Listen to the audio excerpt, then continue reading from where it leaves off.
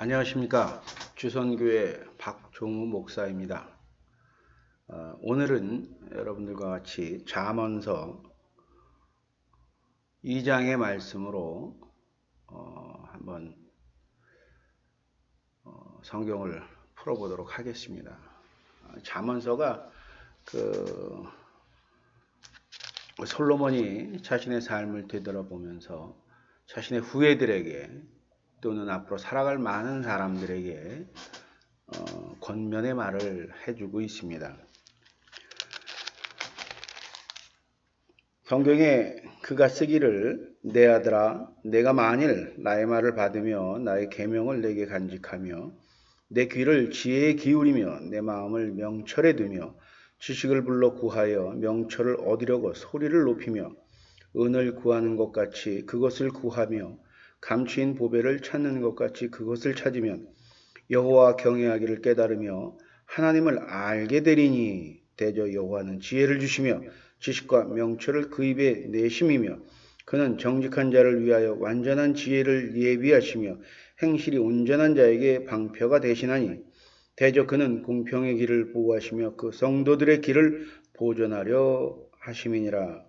그런즉 내가 공의와 공평과 정직 곧 모든 선한 길을 깨달을 것이라. 곧 지혜가 내 마음에 들어가며 지식이 내 영혼에 즐겁게 될 것이며 이렇게 말을 하고 있습니다. 예수님이 어느 날 말씀을 선포하러 다니시다가 부자 청년이 와서 어떻게 하면 제가 구원을 받을 수 있겠습니까? 라고 이렇게 이야기합니다. 근데 그 부자 청년은 본인 스스로를 굉장히 정직하다고 판단을 하고 있었던 것이죠. 자신만의 가치관이나 자신만의 그 생각으로는 굉장히 본인이 정직하다고 생각을 했던 것입니다. 그래서 예수님이 그에게 말씀을 하시죠. 너의 모든 것을 지금 다 버리고 나눠주고 나와 같이 가자. 이 복음의 길로 가자. 그랬을 때 이 부자 청년은 되돌아서서 갑니다. 그가 예수에게 했던 말은 저는 계명을 다 지켰고 남에게 도움되는 일도 하였고 또 제 판단으로는 저는 하나님이 말씀하신 계명을 다 지키며 사는 것 같은데 이 구원이라는 것을 어떻게 받을 수 있겠느냐? 아마 본인은 확정적으로 나는 구원 안에 있는데 그것을 한 번 더 예수 하나님의 아들이라는 분에게 확증을 받고 싶었을 것이라고 생각을 해봅니다. 그러나 그 예수의 그 마디에 한마디에 그는 되돌아서서 자기 길로 가버립니다. 그는 어떤 마음으로 그랬을까요? 나는 이것밖에 안 되는구나. 내가 가진 재물 앞에서 무너지고 마는구나. 나는 죄인이구나. 이러면서 그가 돌아갔을까요? 아니면 무슨 말인지 내가 모르겠는데 내가 얼마나 정직하게 살면서 많은 사람에게 도움을 주고 또 조상으로 받은 재산을 지키고 또 내 자녀들에게 그 재산을 고이 잘 물려줄 것인데 내가 이 재산을 남에게 다 나눠주는 것이 과연 구원을 받는 방법인가? 글쎄 내가 아는 성경으로는 내가 아는 모세의 율법으로는 그렇지 않은 것 같아 라고 하면서 그가 다시 되돌아갔을까요? 그 부자 청년은 자신은 잘못한 것도 없고 남에게 이득을 주면서 또 남에게 선행을 베풀면서 성경에서 이야기한 그 이자만큼만 그 소출만큼만 받아가기 때문에 자신은 죄가 없을 것이라고 했을 것입니다. 문제는 그거죠. 예수가 그 부자 청년을 비유하며 낙타가 바늘구멍을 지나가는 것처럼 어려운 것이라고 이야기했다라는 것이에요. 그 구원이라는 것에 대해서. 낙타가 바늘길을 지나가는 것처럼 아예 막아놓은 건 아니죠. 못 간다는 것은 아니죠. 굉장히 어렵다라는 것이죠. 바늘이 엄청 커지든지 아니면 낙타가 엄청 작아지든지 둘 중에 하나의 방법을 쓴다면 갈 수 있겠죠. 예수가 한 말은 그거죠. 구원을 스스로의 가치 판단으로 정당성을 인정하거나 예단했기에 그의 삶에서 구원의 본질적 모습이 나타나지 않았기 때문에 예수를 그렇게 말씀하셨다는 것이죠. 즉 구원을 본질적으로 이해하지 못한 것이죠. 또 스스로의 삶을 예단했던 것이죠. 그러니 그 구원의 본질에 대해서 그는 잘 이해하지 못했다라는 것이죠. 그러므로 그는 구원의 그 방법을 찾지 못했던 것입니다. 그가 재산을 가지면서 구원의 방식을 전혀 못 찾거나 그러지는 않을 것이에요. 그러나 그의 재산을 지키는 것이 더 큰 사명처럼 생각했다라는 것이죠.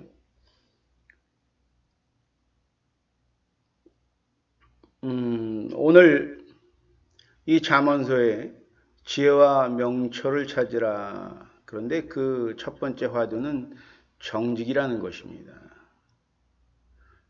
그 정직은 누구에게나 하는 정직인가? 과연 하나님에게 정직인가? 사람에게 정직인가? 하나님에게 정직인가? 생각해 볼 필요도 있을 것입니다. 하나님 앞에 정직한 자, 즉 하나님의 관점, 하나님의 시스템, 하나님의 네트워크 안에서의 정직함이 올바르다라는 것이죠. 왜? 하나님은 옳다라는 캐논이라는 중심이라는 그 기본적인 생각을 갖고 있어야 된다라는 것이죠. 사람에게 정직하지만 가끔은 우리는 마음의 양심에 찔릴 때도 있습니다. 그러나 하나님에게 정직은 하나도 없다라는 거예요. 뭐든지 감추지 않는다라는 것이죠. 나의 생각, 마음 한구석에 있는 모든 것들을 다 펼쳐놓는다라는 것입니다.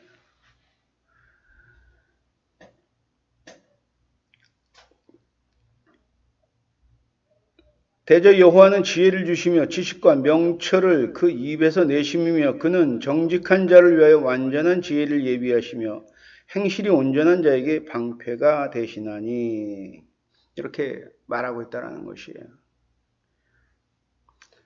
하나님 앞에 정직한 자, 우리는 이 예수가 이야기한 그 부자 청년처럼 아마도 대부분의 그 기독교적인 삶을 살아가시거나 예수를 구주로 모시고 하나님을 아버지로 모시고 살아가는 대부분의 성도 여러분들은 마치 교회나 또는 구원자적인 삶을 살아간다고 생각하실지 모르겠습니다. 그리고 교회에 나오고 통성기도를 하고 하나님께 기도하는 모든 것들이 마치 예수께 다가와 부자 청년이 물어본 것처럼 그 구원은 어떻습니까? 저는 이미 이 정도 하고 있으니 저는 구원받을 자격이 있지 않습니까? 라는 혹 그런 마음을, 그런 자신이 판단한 그 가치관을 신에게, 하나님에게 요구하며 바탕을 깔고 확인을 받으려 하는 것이 아닌가 생각을 해보기도 합니다. 우리는 다 하나님 앞에 정직하다고 가끔은 이야기합니다. 그러나 그것은 교회 안에 와서 그가 하나님과 기도할 때만 그렇게 생각한다는 것이에요. 밖에 나가서 하는 모든 것들은 이건 일상을 살아가는 사람적인 방식이기 때문에 용인이 된다. 또 할 수 있는 것이다. 남에게 뒤처지지 않기 위해서 이거는 일상을 살아가는 방식이다라고 판단을 한다라는 것이죠. 그렇게 묻어두는 거죠. 그 일상이 곧 하나님 앞에 보여하는 정직한 삶의 모습인데 인간의 세상과 하나님과의 관계를 이분화해버린다라는 것입니다. 그러니 하나님이 주신 그 정직으로 인한 기쁨과 공평과 명철함과 지혜와 지식이 우리 삶에 전달되질 못한다라는 것입니다. 그가 교회 안에서 기도함으로 인해서 그런 지혜와 명철함을 깨닫는다 하더라도 사람의 방식으로 세상을 살아가기 때문에 그 지혜가 온전하게 쓰여지지 못하죠. 그 명철함이, 밝은 깨달음이 그에게 현실적에서 실용성이 없어진다라는 것입니다. 우리가 예수를 믿고 하나님을 사랑한다고 다 이야기합니다. 그러나 실제적으로 우리가 사람 간의 관계에서 또 사회적인 관계에서 누구를 사랑해 봤느냐? 쉽지 않은 질문입니다. 사랑했다고, 사랑했었을 것이라고 그렇게 말씀을 하실지 모르겠습니다. 그러나 내 자식을 사랑하고 내 형제를 사랑하고 내 부모를 사랑하고 그 외의 분들에겐 특정한 몇몇은 나를 좋아해주고 내 이야기를 귀 기울이는 사람에게는 우리가 사랑을 주었을지도 모릅니다.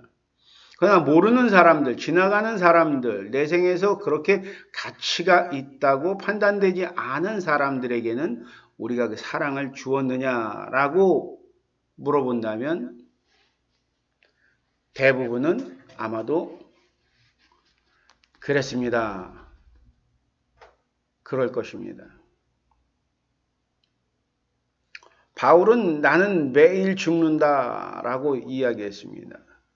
자신은 하나님의 말씀을 전하며 하나님이 예수를 통해서 우리에게 이 복음을 주신 것을 전파하는 자지만 그가 일상을 살아가면서 그는 나는 매일 죽는다라고 고백을 했습니다. 그도 일상에서 부딪히는 많은 일들, 사사로운 일들, 또 감정이 섞인 일들, 남에게 모욕을 받고 감옥에 끌려가고 탈출을 하고 온갖 사람들, 교인들, 성직자 또는 관료들 이들을 만나며 본인은 정직하게 해도 그 돌아오는 메아리가 돌아오는 말이 그렇게 아름답지 않을 때도 있었고 자신을 옥죄고 자신을 모욕하는 말들이 있었을 겁니다. 그래서 그는 욱하기도 하고 그들에게 저주를 퍼붓기도 하고 그들에게 하나님의 벌에 대한 이야기도 했었을 것입니다. 그러며 그는 자신이 잠들기 직전에 자신의 모든 것을 생각하며 나는 또 복음을 지키지 않았구나. 그래 오늘의 나는 죽고 내일은 또 새롭게 복음 안에서 태어나자 라는 뜻으로 그는 매일 죽는다라고 이야기했습니다. 그런 지혜와 명철함을 깨닫는다라는 것이죠. 근데 우리 삶은 어떨까요? 성도의 삶은 어떨까요? 물론 저 역시 마찬가지입니다. 천국과 지옥이 나중에 저에게 입구가 문을 열어준다면 아마 천국은 빼꼼히 누가 나와서 쳐다보다가 고개를 돌릴지도 모릅니다. 지옥문은 활짝 열릴지도 모릅니다. 남에게 잘 살라고 이야기하면서 제 자신은 그렇게 살아보질 못했기 때문에 그렇게 살지 않았기 때문에 아마도 그럴 수도 있습니다. 나는 내가 옳은 소리를 한다고 하지만 그 옳은 소리를 남에게만 잣대를 댔지 나 스스로에게는 잣대를 재보면 한없이 작아지기 때문일지도 모르겠습니다. 물론 이런 자각이라도 있다면 그나마 한 줄기 빛이 있겠죠. 여러분들은 어떠십니까? 하나님의 사랑을 과연 내가 아는 사람이 아닌 모르는 사람에게도 전파를 하셨을까? 한번 생각해 볼 필요가 있습니다. 그것이 바로 지혜고 명철함이고 하나님이 우리에게 깨닫게 하시는 공평과 화해의 정직함이라는 것이죠. 하나님과의 관계는 정직의 기반을 둔다라는 것입니다. 사랑을 기반으로 둔다라는 것입니다. 회개를 기반으로 둔다라는 것입니다. 정직하기 위해서 내가 정직함에 도달할 수 있는 죄를 씻어내는 예수 그리스도의 복음으로 진정한 회개를 통해서 정직함을 갖춰질 수 있다라는 것이죠.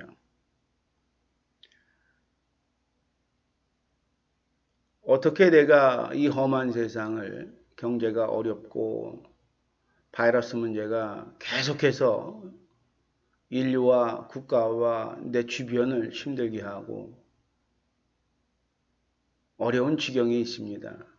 경제도 어렵고 살아가는 모든 것들이 다 마음도 팍팍해지고 뉴스에서 보기를 바이러스에 걸렸다 완치되어 온 사람들이 대부분 직장에서 쫓겨난다라는 것이죠. 그 쫓겨난다라는 게 너는 나가. 이것이 아니고 그를 도외시하는 것이죠. 그를 멀리하는 거예요. 재발하면 어떨까? 마치 예전에 나병 환자를 보는 것처럼 그렇게 멀리하는 것이죠. 따돌림을 시키는 것이죠. 스스로 물러나게 하는 것이죠. 반갑게 맞이하고 당신이 그 병에서 살아 돌아왔고 그 병을 이겼으니 당신은 대단한 사람입니다. 당신은 이제 더욱더 현명하고 더욱더 훌륭한 삶을 살아갈 수 있습니다. 라고 이렇게 맞이해주는 풍토가 아니고 오히려 그 병을 이기고 살아온 사람들을 도외시하고 멀리하고 그럼으로 인해서 우리 가족을 지켜야 된다. 우리 집단을 지켜야 된다. 그러므로 병에 걸렸었기 때문에 또다시 어떻게 될지 모르지 않느냐? 라는 눈초리와 마음이 그에게 감으로 인해서 그들에게 전달됨으로 인해서 그들은 그 직장에서 물러나오게 되고 또 직장을 나오게 되는 그렇게 된다는 뉴스를 접해봤습니다. 참 가슴 아픈 이야기입니다. 그 사람이 내가 될 수도 있다라는 것이죠. 그 병이 나에게도 올 수 있다라는 거예요. 완치율이 높으니까 나도 완치될 수 있습니다. 그러나 내 꼬리표가 달려있죠. 저 사람은 코로나에 한번 걸렸던 사람이야. 그런데 내 스스로 병원에서 그걸 자른 거예요. 그리고 나왔어요. 그런데 그 나온 후에 또 이웃이 사랑했다라는 사람들이 나를 믿어줬던 사람들이 그에게 꼬리표를 또 달아버리는 것이죠. 그는 전에 걸렸던 사람이야. 그렇게 달아버리는 것이죠. 그림으로 인해서 사회생활하는데 힘들고 어렵게 만든다는 것이죠. 내 가족을 지키고 내 주변을 지키고 내 직장을 지킨다는 그 하나의 명분을 가지고 그렇게 살아가고 있습니다. 그것이 마치 옳다고 생각하는 것이죠.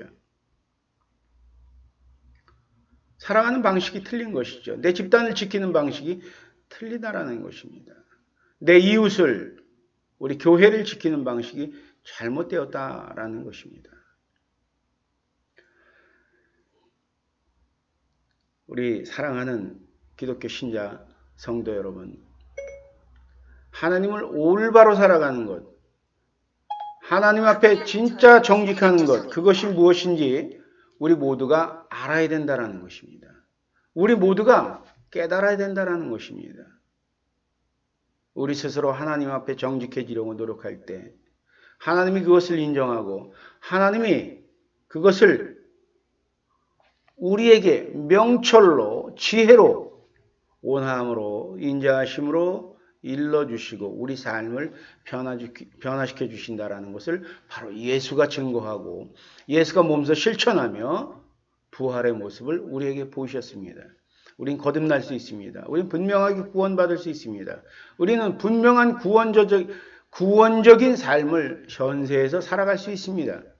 막연한 구원이 마치 죽음 이후에나 있는 구원이 아닌 현실에서 구원받는 놀랍도록 평안하고 놀랍도록 아름다운 세상을 이미 우리에게 허락하신 것입니다. 세상을 사람의 욕심으로 세상을 우리의 욕구로 가득 채워놨기 때문에 그 모든 것들이 잘못돼서 어긋나서 세상은 지금 어지러운 것입니다. 하나님은 우리에게 애초에 그런 자연을 허락하지 않으셨죠. 여러분 모두가 복음을 잘 보시고 성경을 깊이 보시면서 깨달으시면서 하나님이 예수가 우리에게 무엇을 요구하고 종이 아닌 실제적으로 순종하는 아들이고 형제임을 선포하셨다라는 것을 잊지 마시고 늘 사랑과 기쁨 안에서 살아가시기를 진정으로 바라겠습니다.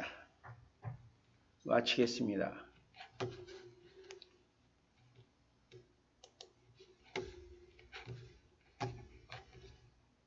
감사합니다.